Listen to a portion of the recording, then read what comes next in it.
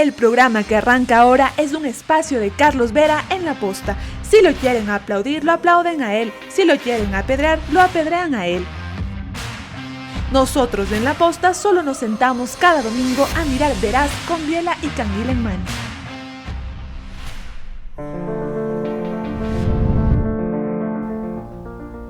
Agradezco a La Posta su acogida libre e irreverente, así como la transmisión simultánea de Radio Caravana en todo el país y de D-Blue 88.9 FM en Guayaquil, junto con Max TV Online, Canal 14 en TV Cable, Claro y CNT.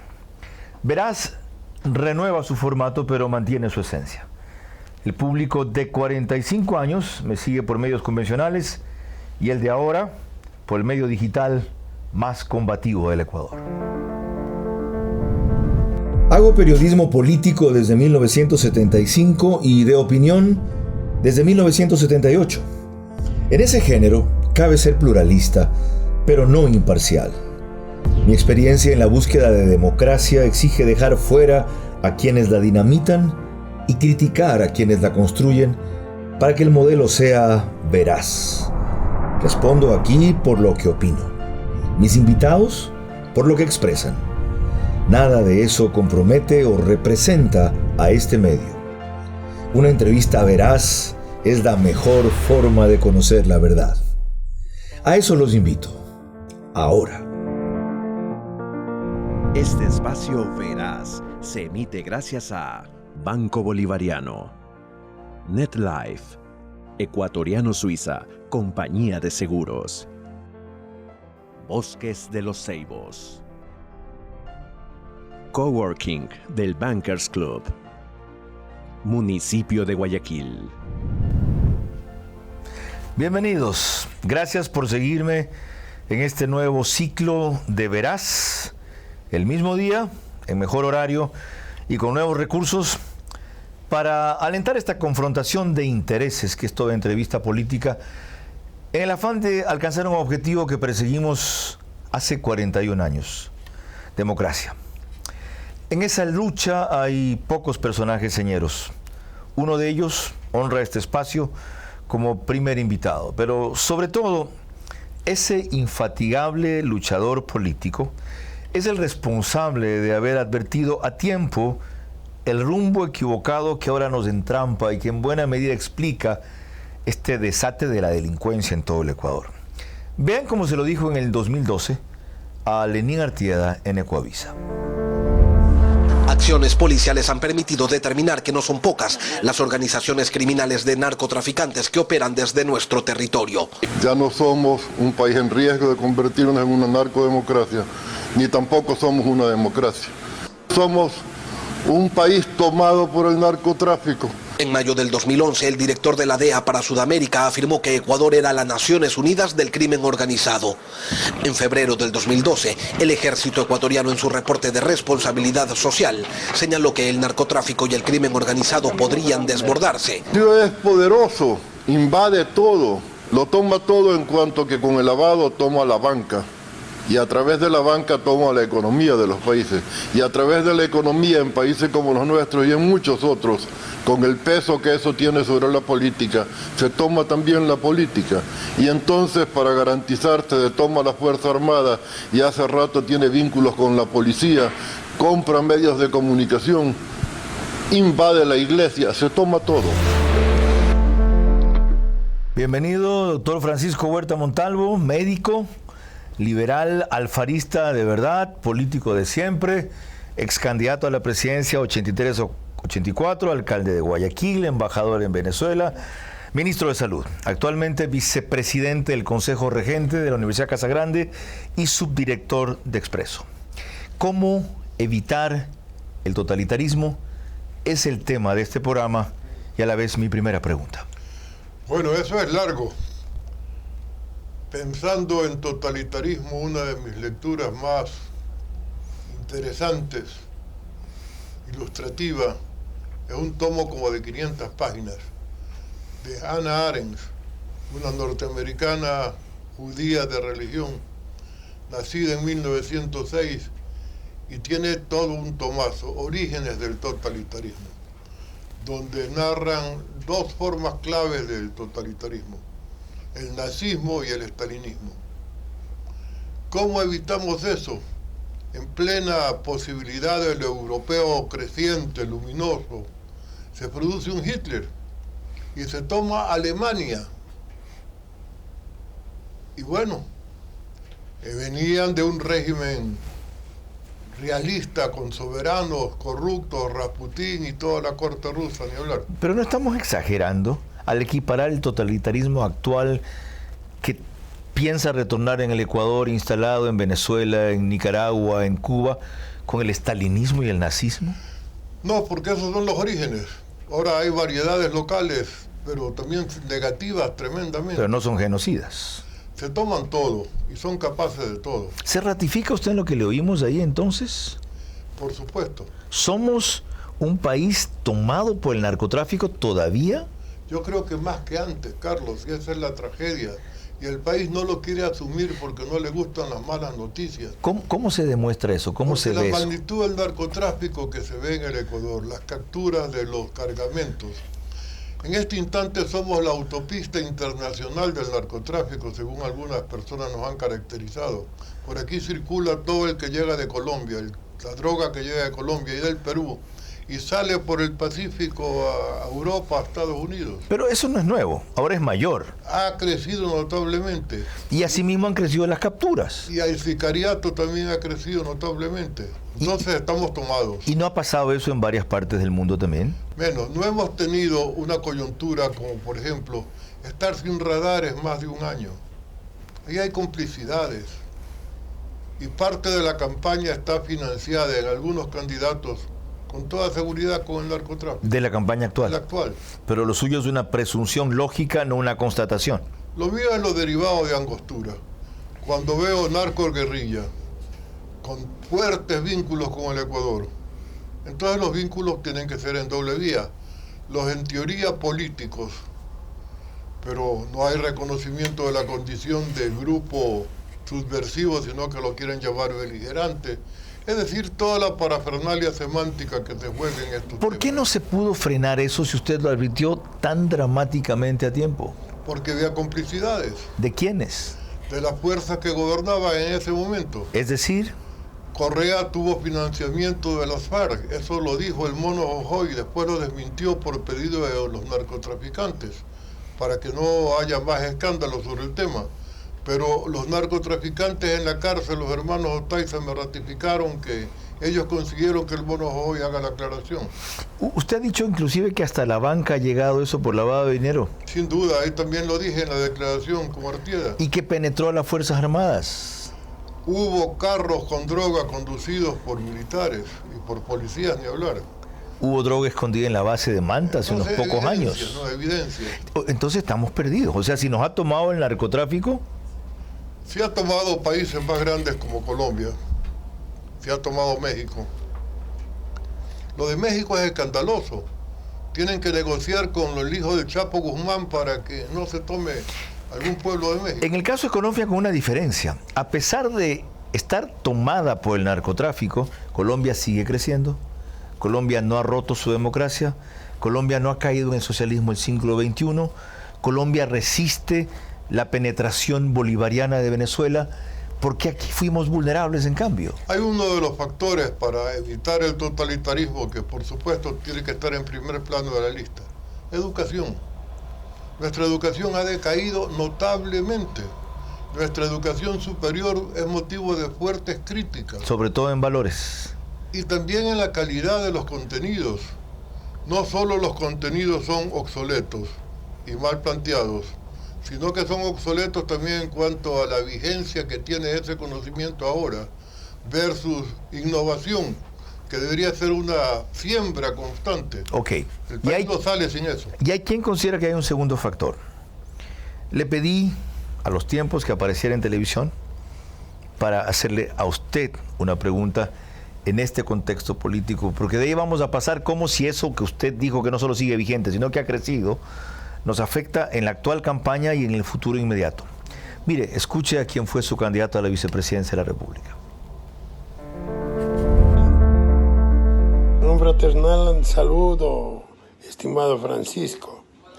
¿Crees tú que con partidos políticos democráticos, donde haya libertad interna, se puede evitar el totalitarismo? Ahí está la pregunta. ¿Qué le responde a Rodrigo Espinosa de Bermeo? Tienes razón. Necesitamos partidos políticos democráticos. No tenemos ahora esa condición. ¿Ninguno? Ninguno en plenitud. Yo no conozco de... ninguno en plenitud. Sí, un partido tiene que ser un corpus de formación ciudadana. Definitivamente. Ese rol a veces no lo cumple nadie en el Ecuador. Por eso digo que tenemos habitantes con cédula y no ciudadanos. Pancho, los partidos hacen primarias. Usted sabe cómo son esas primarias. Algunas impuestas por el líder, otras tienen en verdad un concurso. Pero no participa ni el 10% de la masa partidaria. Es decir, que estamos comprando firmas para hacer partidos. 2.50 la firma, por eso se repiten y por eso nulitan las actas en el Consejo Nacional Electoral. No le podemos apostar a los partidos, entonces, ¿a qué le apostamos? A la educación, insisto. Una. Pero todo el mundo, una sociedad educadora, tenemos que educar en la universidad, pero también en la casa y también en los partidos. ¿Cómo educamos en esta campaña? ¿Qué es lo inmediato? En esta campaña, ¿qué están diciendo los candidatos? Casi nada. De los sustantivos, casi nada. Comparaciones como eso de la niña que tiene que arreglarse. No puede ser eso el mecanismo para definir un comportamiento económico.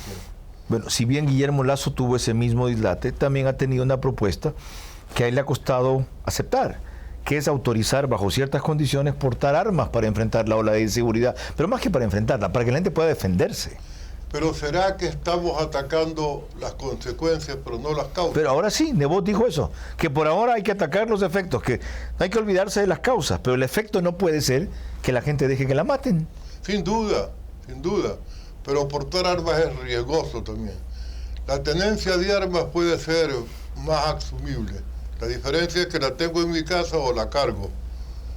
Porque si la cargo voy a disparar y va a haber muertos. Portar armas para quienes están en alto riesgo sin ser policías, guardias, camaroneros o ganaderos. Debería ser permitido caso por caso y que el permiso debe darlo las Fuerzas Armadas. ¿Alguna vez portó armas, Pancho? Sí, cuando estaba en campaña y teníamos amenazas. ¿Sirvió? En alguna ocasión tuvimos que disparar al aire y la gente dejó de dispararnos a nosotros de unos carros que pasaban. ¿No cumplen una función disuasiva en cierta medida entonces? Por supuesto que sí, por supuesto, ese es el rol. Ahora, usted habló de la causa, hablemos de la causa, pero de la causa también coyuntural. ¿Por qué este disparo de la delincuencia? Porque estamos llenos de hambre, entre otros factores. Porque estamos dolarizados y eso facilita muchísimas cuestiones delincuenciales.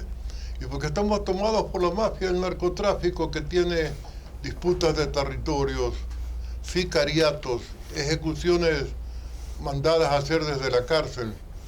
¿Cómo rompemos este ciclo o es Perdóneme, que imposible? yo creo que hay otro factor para lo delincuencial. Una acción política para generar un estado de caos. ¿Cómo es para eso? dar la imagen de que el gobierno no sirve para nada, lo cual no hace falta mostrarlo mucho. Qué bien que lo dijo. Pero si se incentiva un estado de descomposición que tiene manifestaciones de gran inseguridad, ese gobierno queda peor. ¿Quién lo incentiva? Ya imaginamos quiénes, ¿no? Los que van a ser usufructuarios de ese caos. Para establecer que el gobierno de Moreno, habiendo sido malo o decepcionado, resultado en todo caso frustrante, es peor que el de ellos, cosa que no es. Definitivamente, y en temas de seguridad que ellos aparentemente con otra condición de la economía mantuvieron más o menos a buen recaudo. Pero fue durante el gobierno de ellos que el narcotráfico comienza a penetrar en el país. ¿Por qué un buen sector de electores hasta ahora no lo entiende así? Yo tenía a la mano esta encuesta de Click, que es la más reciente, la mostramos en Al Día el otro día, que le asigna a Arauz 22-23%, aunque esta vez ellos no quisieron compartir las diferencias entre Arauz, que va primero, según ellos, Lasso, que va segundo, y Yacu, que va tercero. ¿Por qué una adhesión de ese margen a un gobierno que fue corrupto, dejó endeudado al Ecuador obra pública defectuosa, sobornado por Odebrecht, entregado a los chinos. ¿Por qué? Yo no le quiero echar toda la culpa al actual gobierno, pero se dice que el mejor jefe de campaña del correísmo es Moreno. ¿Y fue deliberado eso? No creo. Simplemente la coyuntura nacional cambió. Y la gente no entiende que la coyuntura cambió. Todavía no asumen el riesgo que tenemos en la economía, en la pandemia. ¿No es injusto acusar de eso a Moreno cuando el vicepresidente que le pusieron, Glass, está preso? Cuando la vicepresidenta que lo sucedió a Glass está condenada. Cuando Correa tiene sentencia ejecutoriada y orden de prisión. Pero hay otros pillos que no tienen ni la sombra de un juicio. Claro, usted quiere lo perfecto, pues. Lo No, perfecto yo es enemigo de lo quiero que bueno. la justicia sea total, no a dedo. ¿Aquí en el Ecuador? En cualquier parte del mundo. ¿Dónde es así? En cualquier parte A ver. donde la justicia, los países escandinavos tienen otro tipo de justicia. sin Bien duda. dicho. Bien. Y los países escandinavos no tienen casi pobreza. Los países escandinavos tienen lo que usted dice que falta, que es educación. Ahí están los factores, justamente. Eso es lo que tenemos que hacer. Pancho, Pero pues ¿cuántos estamos rompiendo el sistema, le estamos exigiendo demasiado. Me incluyo, estamos. No, estamos mal usando los recursos. Cuando hablo con empresarios y los induzco a mayor redistribución del ingreso, ellos se quejan de los altos costos que pagan en impuestos. Alguno me dijo que después de todos los pagos que hay que hacer, les queda del rédito de la venta del producto de que se trate 1 a 5%. Yo le tuve que decir sí, pero no estás considerando tu sueldo que también sale de los gastos y que es notablemente más alto que el que pagas a tus empleados. Se rió, aceptó.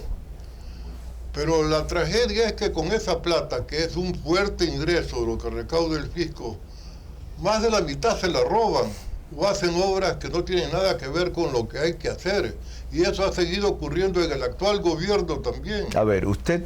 El reparto de los hospitales es de este gobierno. Usted en una ocasión anterior Sí. dijo que para contrarrestar y orientar problemáticas como esta, formaría una comisión ética nacional que en esta coyuntura sea una especie de auditoría moral, de una rectoría moral para el país. ¿Dónde está? En eso estamos trabajando. 3 meses están en eso. No, pero es que hemos derivado a una coyuntura que es lo peor que le puede ocurrir al país, que haya otro fraude electoral. Pues parte de la culpa es de ustedes, pues. 3 meses para armar una comisión que No, por la mail se comisión puede armar en está- una semana. La comisión está armada. ¿Y dónde está que no se pronuncia? Hemos derivado a un tribunal electoral, una especie de contraloría electoral. Ya sale este jueves, Claro, 3 meses después. a toda velocidad. ¿Qué toda velocidad? Llevan Si las elecciones se vienen en un menos de un mes.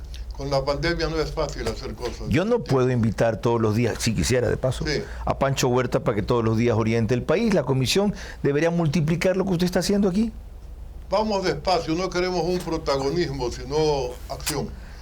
¿Qué es lo que hemos hecho? ¿A usted le preocupa que alguien diga que quiere protagonismo a los 80 años? No, que yo crea en que estoy haciendo... Que piensen lo que quieren. Por supuesto. ¿Ya? No se trata de eso, se trata de orientar a la República en serio.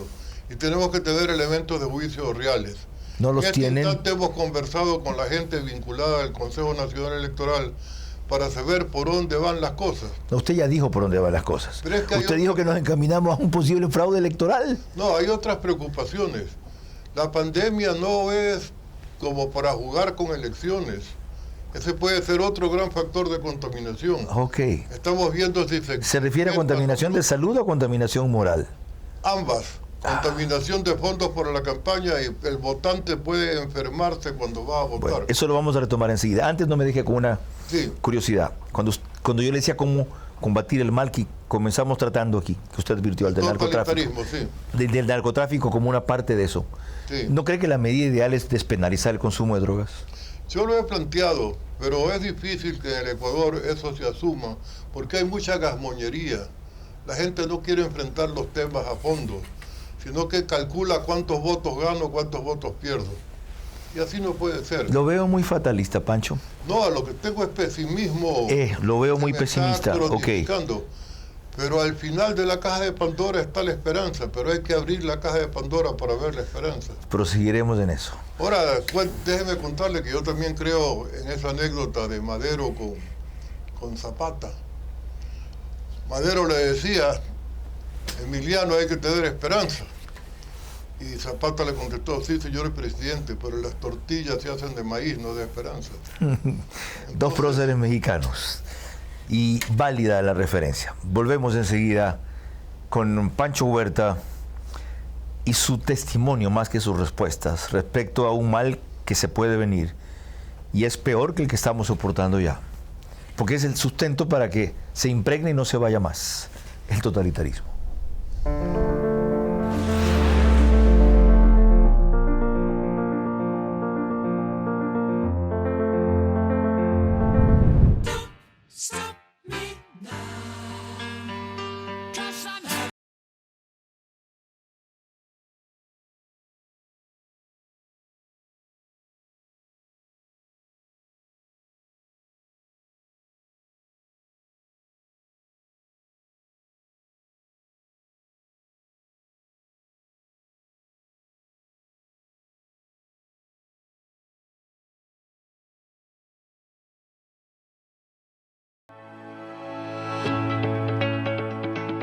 Bankers Club, con un nuevo servicio. Espacios de coworking en todo el club y salas de sesiones con pantalla interactiva, complementado con banda ancha de gran potencia. Solo por $200 de entrada y cuotas de $189 mensuales. Este valor de la membresía incluye hasta 8 horas de salas de sesiones gratis al mes, gimnasio y spa. Ahora, el costo de la membresía puede pagarse a 18 años con 0 interés. Coworking, un nuevo beneficio de Bankers Club para los emprendedores de nuestra ciudad.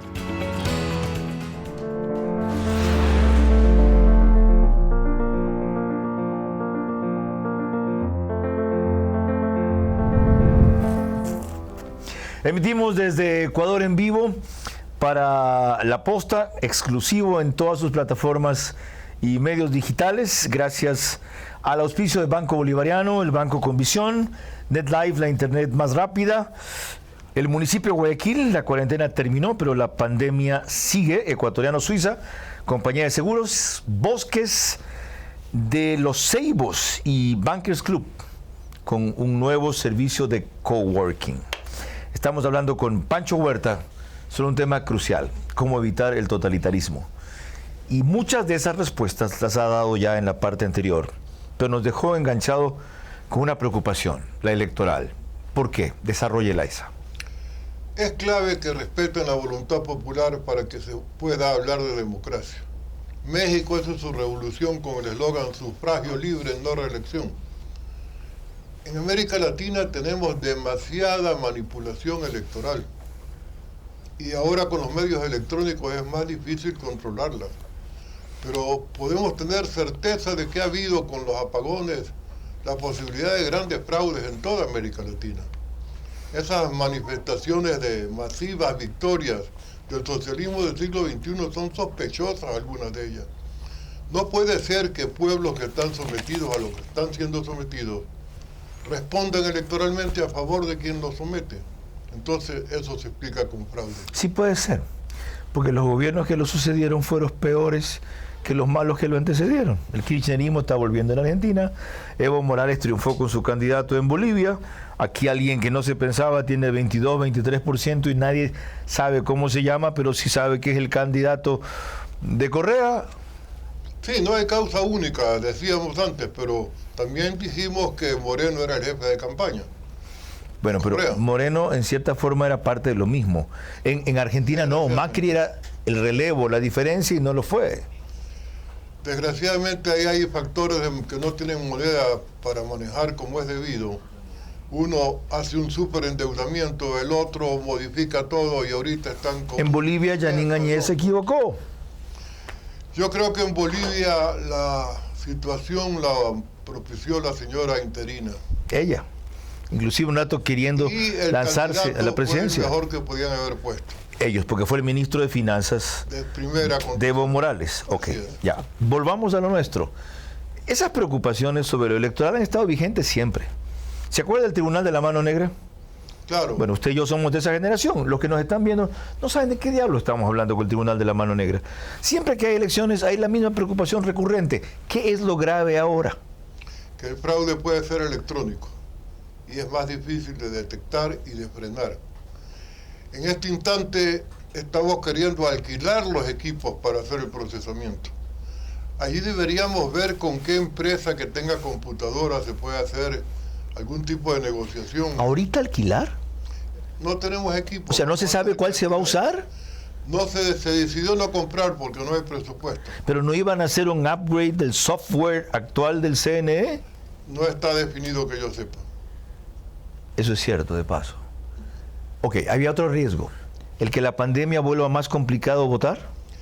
Haya gran ausentismo o incluso haya que pensar en cambiar la fecha de las elecciones. Eso está planteando el candidato del correísmo, Arauz. No importa quién lo plantee, el hecho es que si nos descuidamos y la pandemia se incrementa, no podemos salir a votar. Pero no porque la pandemia se incremente, porque el CNE ha dilatado mucho, y el TCE también, la resolución sobre candidaturas. Entonces, mientras no sepan cómo va a estar hecha la papeleta, todo se retrasa.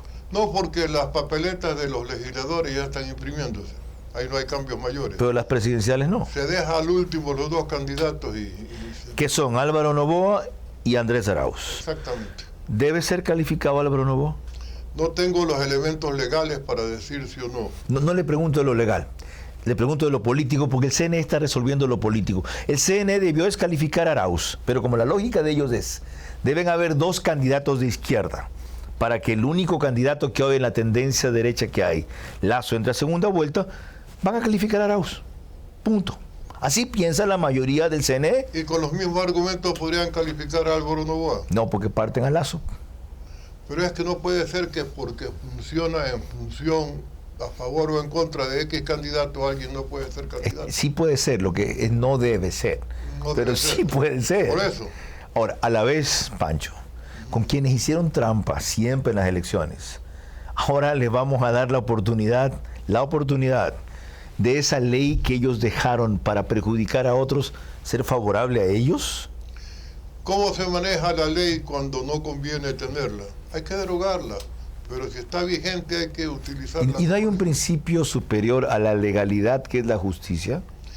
La justicia aquí debería ser hace rato, y yo lo propicié pero no tuve éxito, un interinazgo para que haya un gobierno de transición que tenga la energía para tomar las definiciones que hacen falta y luego reordenada la República, tratar de avanzar en democracia. Cierto, Pero que sea lo que Moreno debió ser y no pudo ser. Ahí está. Y sea lo que el próximo debería ser, pero no va a ser, porque pensará en su gobernabilidad y en la sucesión. Y con otra categoría, el próximo debe ser transitorio y de unidad nacional. Nadie puede solo resolver toda la crisis. Sea quien gane. Sea quien gane, debería llamar a un gran gobierno de concertación. Sigamos en esta coyuntura. Porque además va a tener un Congreso fragmentado. Dejemos fuera Arauz, supongamos que queda fuera Arauz, hipótesis que desde luego no se va a dar, queda fuera Arauz. Eso lo hace despuntar a Yacu Pérez, y Yacu Pérez de un escenario de segunda vuelta, por distintas características, es más posible que gane Arauz con el contrincante que le toque. ¿Comparte ese análisis? Es posible. Nadie sabe con ciencia cierta cómo va a definirse el electorado. Hay imponderables en campaña. Usted conoce que de pronto fulano de tal, ¿quién pensaba que Trump iba a ganar las primarias republicanas? Y cuando las ganó, sí, pero la presidencia no la va a ganar. Eso no es una certeza. Veamos de otro escenario. Álvaro Noboa no es calificado, las posibilidades de Guillermo Lasso, quien se disputa una parte de la tendencia, porque Álvaro Noboa también le quita a la izquierda y a los populistas, también Claro le quita, que sí. ¿verdad? Ok, las posibilidades de Lasso aumentan. Álvaro Noboa es calificado, como creo que va a terminar siendo calificado. ¿Qué ocurre con el esfuerzo que hizo la derecha para tener por primera vez un candidato único derrumbado por otro hombre de derecha? Esas son las paradojas nuestras. Así ha pasado en la izquierda también, por fragmentación se pierde. ¿Son paradojas o son caprichos? Aquí no sé con qué se piensa. En algún debate de chat recientemente, de grupos amigos y un chat pequeñito, yo les tuve que decir que primero los noto pensando con el deseo. Es decir, no se argumenta con razones, sino yo quiero. Ajá. Y cuando se dice yo quiero, se dice yo creo. Qué bien, eso en inglés se llama wishful thinking. Y entonces los noto pensando con el deseo. Con el hígado, piensan con el corazón, otros piensan con los testículos y casi nadie piensa con el cerebro. Qué bien. ¿Se los dijo, Pancho? Se los dije. ¿Y qué le respondieron? No me respondieron. Después tuve que hacer una invocación a San Francisco de Asís, que coincidimos con un Francisco que está en ese chat. ¿Y cuál fue su invocación a San Francisco de Asís? Que los franciscos parece que tenemos una tendencia a buscar la conciliación, aunque a ratos el Papa me hace dudar. A propósito del personaje que mencionábamos, Álvaro Noboa, estén pendientes de una sorpresa que va a tener la posta posiblemente esta semana. Y a propósito de lo que ha dicho Pancho Huerta, yo les pedí a ustedes a través de mi cuenta de Twitter que le plantearan preguntas. Vamos con 4 que son muy pertinentes en este momento. El usuario que se identifica como Juan de Oca le pregunta: ¿por qué la masonería ecuatoriana no actuó en contra de la dictadura de Correa y sigue callada ante la corrupción? No, la hemos combatido. Uno de nuestros mayores líderes, recientemente fallecido, Jorge Rodríguez, estuvo haciendo un enorme y gran trabajo en la Comisión Anticorrupción. Como ciudadano sí, pero como masonería no ha habido un pronunciamiento conjunto. Nosotros nunca actuamos como orden, porque entonces pondríamos la unidad interna en riesgo, porque hay distintas maneras de entender ciertas cosas. Pero estamos preparados para salir a actuar como personas. Edgar Escobar Villegas le pregunta: ¿hasta cuándo sus respuestas ambivalentes que confunde a parte del electorado? Hasta que yo me lo permita. Si él las considera ambivalentes, yo no tengo mucho que modificar. Olger Suárez Valles, en cambio, le dice: un gobierno donde impere los recursos tecnológicos de inteligencia artificial para eliminar burocracia y corrupción, ¿se puede implementar en el Ecuador actual? ¿Y cómo desmantelar las mini mafias que son municipios y prefecturas? No hay tal. Eso es un sistema administrativo que no puede centralizarlo todo. Los municipios son la esencia de la libertad, decía Martí. Y yo creo permanentemente en eso. Hay uno más, Santiago Río Frío. Fíjese lo que le pregunta, sabiendo que usted es médico. ¿Qué marca de vacuna recomienda para el tercer mundo? Una que pueda utilizarse con los medios de frío que tenemos. Exactamente. La de Pfizer exige 70 grados bajo cero. ¿Cómo? Porque la de AstraZeneca, aunque tiene 95% de acierto, menos que Pfizer, es más manejable. Y hay una última, después identifico el usuario. En la coyuntura actual, hoy entiendo yo esto como con los candidatos hasta el momento inscritos. Sí. ¿Por quién va a votar? Todavía no tengo definido el voto. ¿Es parte del 42%? Parte del 42%. Estoy esperando el debate. Ajá. Ojalá que sea bien armado. Y estoy esperando el candidato que me ilusione, porque yo tengo un notable desencanto. ¿Usted es ilusionable todavía? Yo creo que sí, porque a veces leyendo un poema me emociono. ¿Cómo no voy a ser ilusionable? Yo no me refería a eso. Su sensibilidad artística y de otro tipo es evidente y a Dios gracias no la ha perdido. Política también, por eso ando en lo que ando metido. ¿Qué lo ilusionaría, Pancho? ¿Oír qué, saber qué, ver qué, conocer qué? Un llamado a la gran unidad nacional, por ejemplo. Pero con bases prácticas, todos llaman a esa vaina. No, hay arrogancia, hay algunos grupos que se han enconchado y creen que ya tienen ganadas las elecciones. Ajá. Y valdría que se abran, porque esto es con votos, no con ilusiones. Qué bien dicho. Miren, permítanme acotar una infidencia que no es suya. Uno de esos grupos tiene a un profesional que por supuesto no es de mi simpatía, pero que es un tipo muy bien formado intelectualmente y competente, que ha dicho: yo me voy a hacer cargo de Semplades. Sin haber ganado, él se va a hacer cargo de Semplades. Y lo que quiero en Semplades es dedicarme a repensar el Ecuador para una serie de propuestas y fórmulas que transformen este país para siempre. No han ganado las elecciones, pero ya han escogido el puesto que quieren. Más con Pancho Huerta sobre cómo evitar el totalitarismo cuando volvamos. Ese tipo de gente se llaman tontos pomposos.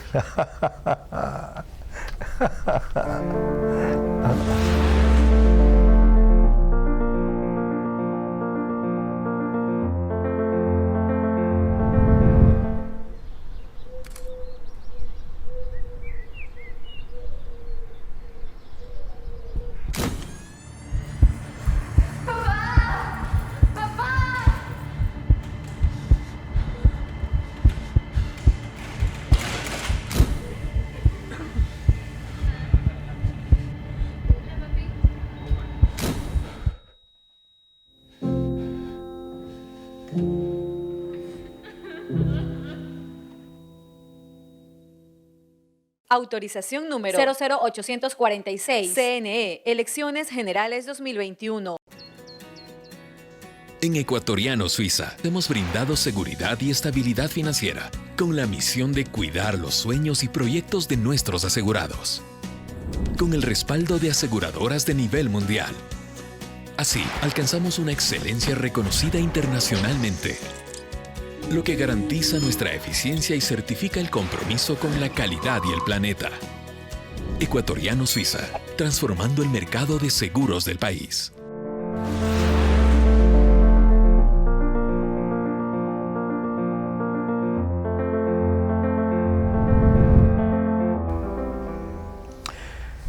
Esta nueva etapa de Veraz se emite a través de La Posta y todas sus plataformas, con exclusividad en lo digital y en transmisión simultánea en radio a nivel nacional por las frecuencias de AM y FM de Caravana, y en Guayaquil por Di-Blue 88.9 FM. En televisión estamos a través de Max TV, Canal 14, TV Cable, Claro, CNT. Tendrán ustedes el lunes breves resúmenes de lo que aquí se diga y podrán remitirse a La Posta si no vieron el programa o quieren repetirlo o ver un fragmento de él para registrarlo otra vez, puesto que ahí queda colgado. Bien, hemos hablado de mucho y falta precisar poco. Empecemos con lo último. Usted dijo que espera para ilusionarse en pronunciarse por un candidato o inclinarse por uno. ¿Qué cree que espera en cambio el pueblo ecuatoriano? Porque se dice, a la diferencia de lo que usted mencionó, Unidad Nacional, que quiere soluciones a sus problemas de empleo, Sin duda, de salud y de seguridad. No me interesa anticorrupción, no me interesan ideologías, no me interesa si vuelve lo mismo, no me interesa si viene algo nuevo. Me interesa que me resuelvan esos problemas. ¿En verdad el pueblo es así de pragmático? no, sí le interesa la anticorrupción, porque no tiene la estupidez de pensar que la falta de ética en el manejo de los fondos públicos no incide en su vida. Los que están mal son los candidatos que, estableciendo encuestas donde se dice que al pueblo no le importa la corrupción, deciden detenerla en su oferta de campaña. La han bajado de perfil, en verdad. Claro, pero cuando aparece de nuevo la corrupción, entonces igual. Es decir, como decía Borja, tienen sondeo manía. Viven del sondeo, pero al pueblo hay que conocerlo no en las encuestas, sino en la visita constante con ellos, conversando con ellos, entendiéndolos. Ahora, ¿no es eso lo que hay que hacer en campaña? Esto es lo que preocupa, esto es lo que pega, esto es lo que digo. Primero gano, después arreglo, pero ¿cómo arreglo si no gano primero? Hey, la vieja cosa de que es buen candidato, pero no va a ganar porque no tiene propaganda, no me ha pasado. Y la gente dice eso también. O fulano sería extraordinario presidente, pero no es buen candidato. O es buen candidato, pero estará muy mal presidente. Hablemos de estas tres preocupaciones. Sí. ¿Cómo atacar con éxito el problema de salud en una pandemia tan grave? También es un esfuerzo de todos. Aquí todavía no logramos coordinar el COE nacional con el COE cantonal. Y si no fuera porque algunos alcaldes como la de Guayaquil o la de otros cantones cercanos se han puesto las pilas, estaríamos perdidos en el espacio. No es por falta de coordinación, Pancho, es por reconocimiento de la diversidad de la autonomía. ¿Cómo el COE nacional va a poner una política uniforme a los COEs provinciales? Estableciendo factores de vigilancia epidemiológica que han sido tomados por cuenta de los municipios, a nivel incluso barrial, que eso se dijo desde el comienzo. Yo le puedo mostrar mis artículos en Expreso diciendo vigilancia comunitaria para detectar los casos, establecer los posibles contagiados y poner cercos focalizados. Esa política debe ser común, de acuerdo. Y en cuanto a la otra, a las restricciones, las limitaciones. No podemos hacer aventuras terapéuticas. No podemos hacer que la gente crea que tal producto está funcionando, importarlo incluso masivamente y después se sabe que hace daño al corazón. No aventuras terapéuticas, sí, sino que son más bien que aventuras. ¿Y qué organismo rector puede haber que haga detectar eso a tiempo y no a destiempo? La OMS lo ha dicho, pero la OMS también está en un bajonazo tremendo, con los Estados Unidos saliéndose de la organización. Ya, entonces, ¿cómo suplimos esa deficiencia? en base del recurso preparado local, que hay muy buenos epidemiólogos y saben cómo se combaten las pandemias. Son ellos los que pudieron, como Washington, Alemania, en Guayaquil. Ese equipo alrededor de Cintia ha dado resultados. Ya. ¿Y la vacuna? ¿Obligatoria? Yo pienso que en salud pública hay ciertas cuestiones que son obligatorias, pero si alguien no quiere tomársela, habrá que ponerle restricciones especiales porque puede ser un factor de contagio. ¿Por qué alguien no habría de querer tomarse la vacuna si, por ejemplo, la vacuna de la polio llegó a ser obligatoria? Porque hay gente que es negacionista por principio. Y hay mucho comentario mítico, se está haciendo una serie de alusiones a que esto, como es genéticamente modificado, puede alterar la herencia. Y es que es un nuevo tipo de vacuna, pues no es comentario místico, sino que a cuenta de la urgencia nos quieren meter cualquier cosa. No, no es cualquier cosa, es el virus en un segmento de sus espículas. Y eso tiene un poder de generar anticuerpos, que es lo que protege. Pero con elementos que antes no se introducían en el cuerpo y que pueden responder a ciertos estímulos tecnológicos que cambien tu composición o tu conducta eventualmente. No, en lo absoluto. ¿Eso es ciencia ficción? Sí, a mí me parece que es la misma exageración de los que niegan que la Tierra es redonda y dicen que es plana. Ya. O que la teoría de la evolución es un mito de Darwin. Entonces, ¿sí vacuna obligatoria? Pienso que sí. En salud pública hay cuestiones que deben hacerse por beneficio de todos. ¿Con qué prioridades? ¿Quién es primero? Los que están en la frontera de la lucha, el cuerpo médico, para que no se nos enfermen los que están en primer plano de batalla. Médicos, policías. Personas de tercera edad. Tercera edad. Y después el resto. ¿Usted se va a vacunar? Sí, yo no. Llegue. Yo no. Creo en otras cosas. No, el invitado es usted. No, yo creo en esta cosa de aquí. Ya, me ha funcionado. Y parte que a uno le funcione algo es que uno crea, es el famoso dióxido de cloro. Tema de salud. ¿Qué haría inevitable una postergación de elecciones? Ya se está pensando, por ejemplo, en horarios de votación, sí, para evitar la proximidad. Ya. ¿Días distintos? O sea, viernes y sábado, por ejemplo. Podría ser, dependiendo de cuántos inscritos tengamos que se calcula que van a ir. Pero por ningún concepto postergar las elecciones. Es difícil porque están en la ley con fecha fija. No está previsto. Sería inconstitucional. Ni en caso de fuerza mayor, inclusive. Nada. Simplemente dice las elecciones tal fecha. Salud, preocupación 1. Empleo, preocupación 2. ¿Cómo? Empleo requerimos confianza. Confianza en que hay una legislación que permanece. La frase es vieja frase de los empresarios. ¿Cómo quieren que cabalguemos si nos cambian de caballo a mitad de camino? Y tienen razón, pues. Ahora, ¿eso es posible todavía con este gobierno o resignamos los últimos 6 meses? Ya más no se puede hacer, más no se le puede pedir. Se puede hacer gran daño en estos últimos 6 meses. Exactamente.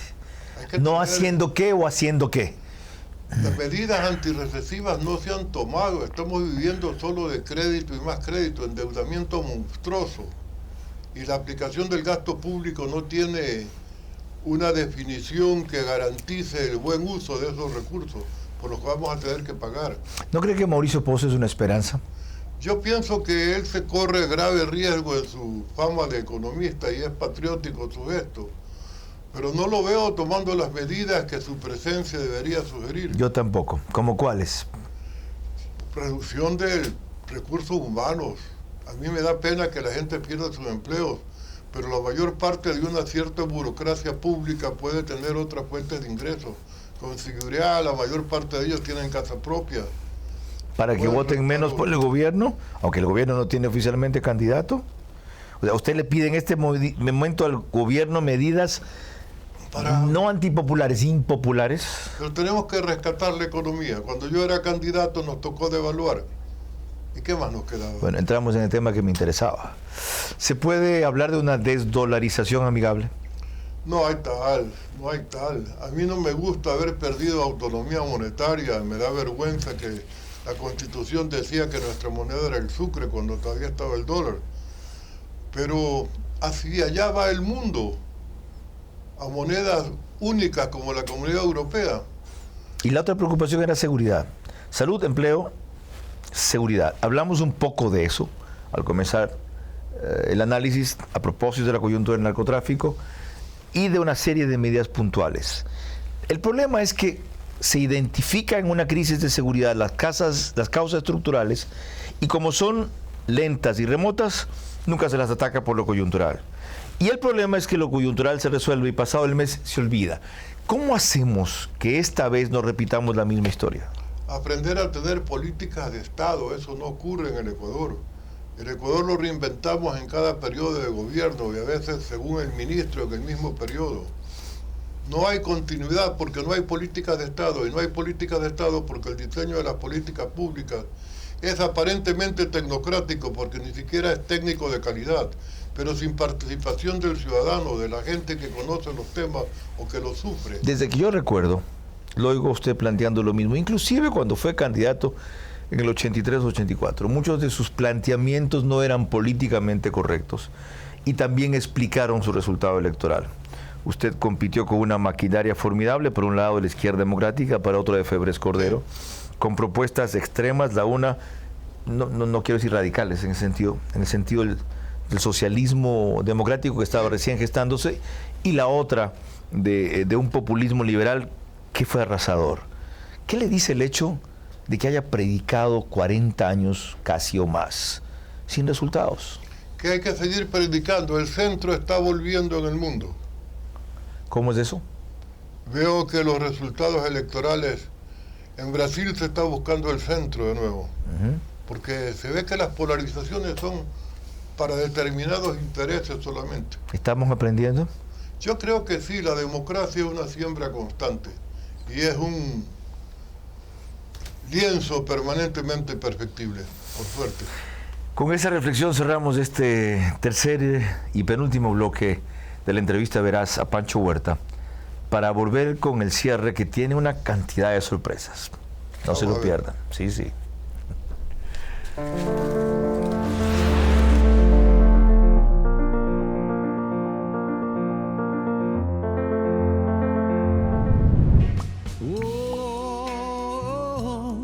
Deja tu relación tóxica. Cámbiate a una que no te haga esperar, que esté ahí, para las pelis, en clases, para todo, que te apoye en el trabajo. Cámbiate a NetLife, el internet seguro de ultra alta velocidad, que también te ofrece NetLife Defense, para proteger tu información sin costo en todos tus planes. NetLife Assistance, atención a tus problemas tecnológicos. NetLife Cloud, información disponible donde y cuando quieras. Constructor Web, para crear tu web fácilmente. NetLife, el internet que te tendrá enamorado.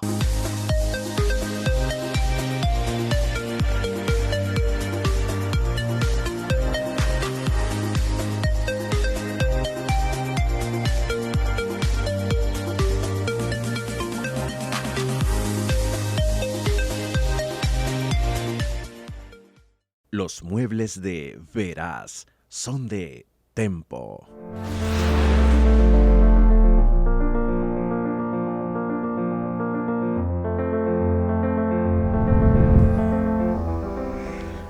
Parte final de esta entrevista Veraz, que se emite a través de la posta en todas sus plataformas y medios o sistemas digitales, a quienes reitero mi gratitud por la franca, fresca, irreverente, divertida y sobre todo libre acogida. Podría preguntar de otros temas, pero prefiero profundizar en los que ya hemos tratado porque pueden existir algunos cabos sueltos. Entre los que más me preocupan está lo del Consejo Nacional Electoral. 2 vocales en minoría, 3 en mayoría, los de minoría ignorados muchas veces aún para opinar o conocer a tiempo posiciones, una mayoría que no acoge casi sugerencias. Bajo esa circunstancia, ¿de qué sirve que las elecciones se realicen a tiempo e incluso transparentemente si está cuestionada su legitimidad? Definitivamente estamos con un cuestionamiento horrendo de toda la institucionalidad. Con la Asamblea pasa lo mismo. Pero ya tenemos que acostumbrarnos a vivir con lo que tenemos. ¿Falta poco para que se vayan? Sin consolarnos. Ya, sí. Qué bueno que tocó la Asamblea. Acaba de integrar una comisión ética y cierra su trabajo el 15 de diciembre. Figura recién hablando de comisión ética. Qué bueno que esté allí gente como Fernando Callejas. De los buenos. Y vio sí también que está un Hermel Patuí, alguna cosa así se llama, y otra que fue cuestionado por la Contraloría, y una señora que estuvo involucrada en diezmos. Así vi, Comisión Ética. ¿Qué debe hacer la Asamblea para lavarse un poco la cara estos últimos 6 meses? Terminar lo más pronto posible. ¿Qué es? No más. Mayo 20. No hay detergente para lavarla. Pero tiene cosas que cumplir, nos guste o no. Algunas leyes de las cuales depende que... Extensión de dominio. Esa. Pero ¿cómo van a hacer los legisladores para ponerse en riesgo? Suspendieron. Eso es.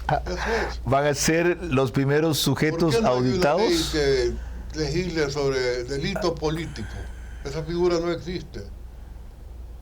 Ok. Los legisladores van a ser los primeros delincuentes penados por esa ley. Pero lo grave, en cuanto a la otra, la ley anticorrupción, es que si no se despachan rápido, el camino que tomó el gobierno, que ya es irreversible, financieramente no se agilita, no vienen los fondos del FMI. Sí. Y ahí nos quedamos hasta sin elecciones, ya no por la pandemia, sino por circulante para llevarlas adelante. Es decir, la tragedia del Ecuador de estos días es que vivimos una serie de contradicciones ridículas. Es como para escribir una novela tragicómica. Es macondiano. ¿Como cuáles, por ejemplo? Por ejemplo, con este observatorio ciudadano de control electoral, no faltó quien plantee en el grupo que vayamos a la comisión esta de participación ciudadana y control social. Y yo le dije, pero ¿cómo voy a ir a inscribir a este grupo si yo soy de los que firmó para que desaparezca ese grupo? Entonces, ¿cómo la voy a convalidar? Correcto. Pero por el estilo, esa comisión ha planteado ahora un proyecto anticorrupción en el Congreso que tiene que desaparecerla. Entonces, ¿quién entiende esto? A la Asamblea le toca también fiscalizar en el periodo que les queda. Por supuesto. ¿Cero fiscalización o cambiar las prioridades?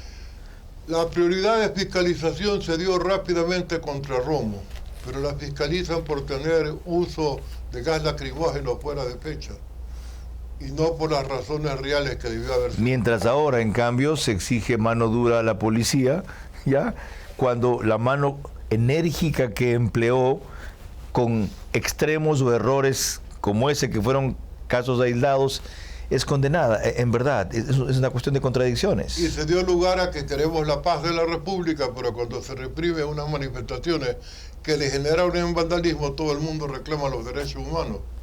En el caso del concurso para jueces de la Corte, se retomó. Hay quienes dicen que debe anularse, hay quienes dicen que tiene que proseguir. Yo he conversado con algunos jueces, me han dado las mejores razones para decir que todo está muy bien, pero las razones de lo que se percibe en la opinión pública también tienen que ser tomadas en cuenta. Hay exceso de suspicacia. ¿Cómo se combate eso? Con exceso de transparencia. Pero hay errores como mandar una circular con unas calificaciones teóricas. Exacto. Y da lugar a la sospecha. Y decir que hay mails ficticios o que por climatización se tuvo... Ahora, con esa sospecha, ¿cabe que siga el concurso o no? Debería hacerse uno nuevo para despejar toda duda. No queda alternativa. Bueno, ahora, absueltas de esas inquietudes, hay alguien que le quiere hacer una pregunta. Y es alguien a quien usted va a identificar fácilmente. Hola, padre. Sorpresa. A mí también me sorprendieron cuando me contactaron con esta propuesta de que te haga una pregunta sin avisarte para que la respondas en una entrevista con Carlos Vera. Pero bueno, agradezco y aprovecho el momento para preguntarte algo que me interesa saber, ya que a mí me consta que tú estudiaste medicina en la universidad y nunca la ejerciste. Quisiera saber qué pasó o qué fue lo que te motivó a ti a que persigas una vocación política. Así que, cuéntame, padre. Un abrazo, Carlos, padre, gracias por la oportunidad. Que les vaya muy bien. Allí está. Eloy Huerta Ponce, ¿no? Sí, señor. Su hijo, contéstele. Francisco Eloy sabe, se ha olvidado, porque he hablado bastante de ese tema, porque mucha gente me lo ha cuestionado, ¿no? Incluso algunos profesores míos me dijeron, pero Pancho, si tú puedes ser un gran médico, ¿por qué dejas esto? Cuando estaba yo en segundo o tercer año de medicina, muy aplicado, muy de buena memoria, desarrollada con el estudio de la anatomía, comienzo a ir a los hospitales. Y en el hospital veo casos increíbles de anemia, como decíamos en medicina, que no están en los libros. Con menos de 1 millón de glóbulos rojos uno está muerto. Pero allí llegaban en hamaca porque ya no podían caminar, con una super anemia, con todo un zoológico adentro, todo tipo de parásitos, grandes, chicos, largos, medianos. Allí aprendí una lección para la política. Cuando se tratan las parasitosis, primero hay que salir de los parásitos grandes, porque si se tratan los chicos se agitan los grandes y pueden producir trastornos. Pero bien, les dábamos el antiparasitario después de haberles puesto una pinta de sangre, porque tratarlos así en esa condición de anemia era peligroso. Sangre, hierro, buena alimentación, antiparasitario. Y el próximo año, oye, yo no te conozco, no estuviste aquí. Sí, doctor, ya volví. Entonces, ¿qué es lo que pasa aquí? Averigüé. Pasa que no usan calzado, que no hay disposición discreta, que no hay alcantarillado. Entonces eso no lo íbamos a resolver nunca desde la condición de médico. Ahí me orienté a salud pública y vi que mi destino era política. Porque solo desde la política se podía dotar de alcantarillado, agua potable. Y ha sido mi tema, por eso fui ministro de Salud, aunque la gente diga que fue mi más grande error político. ¿Queda a juicio usted si hizo o no lo correcto, Pancho Huerta? Para mí sí, lo volvería a hacer. Otra vez. Ya que entramos en eso, ¿de qué se arrepiente? De no haber sido lo suficientemente cordial con Rodrigo Espinosa, ahora que escuché más o menos lo que preguntaba. ¿Qué volvería a hacer? ¿Qué volvería a hacer? Entomólogo me gustaría volver a hacer. El que estudia los insectos, ¿verdad? Sí. ¿Hasta cuándo quiere vivir? Hasta que Dios quiera, como dicen los cristianos. ¿Número de nietos que quiere tener? No tengo ninguno todavía y me gusta no ser abuelo. Le gusta no ser abuelo. ¿Qué pondrían en su lápida? No tengo idea de muerte todavía como para pensar en mi lápida, pero podría ser siempre aquí nace un ciudadano. ¿Por qué sigue en Expreso? ¿Por qué sigue en Expreso? ¿Por qué sigo? ¿Sí? Porque me gusta decir y creo que hay una hermosa posibilidad de decir con libertad. ¿Qué le ha dado la universidad? Creo que, perdóname hacer una cuña de Expreso, pero es uno de los diarios que mejor está cumpliendo con su rol. Es extraordinaria su redireccionamiento en los últimos años. Sí, y usted tiene un aporte importante a eso.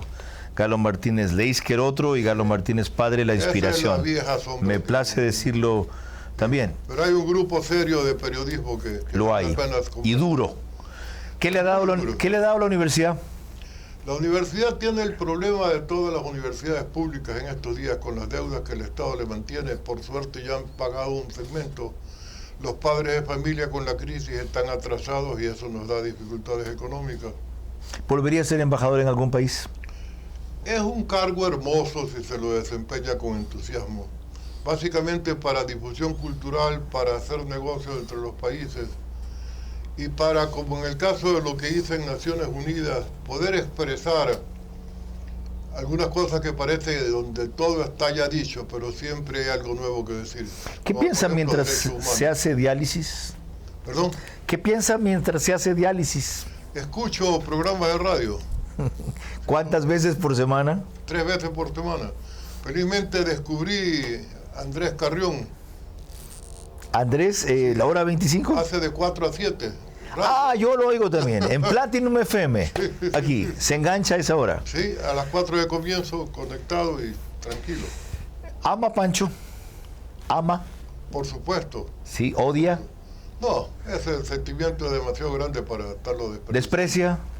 Tampoco, no, la condición humana ni nadie. ¿Perdona? En eso es un poco más complicada la cosa porque aborrezco a alguna gente, ¿no? Aborrezco. La gente que le hace daño al país no la puedo perdonar. Ok, para concluir, de todo lo que ha dicho, ¿hay algo que no estuvo claro que quisiera precisar?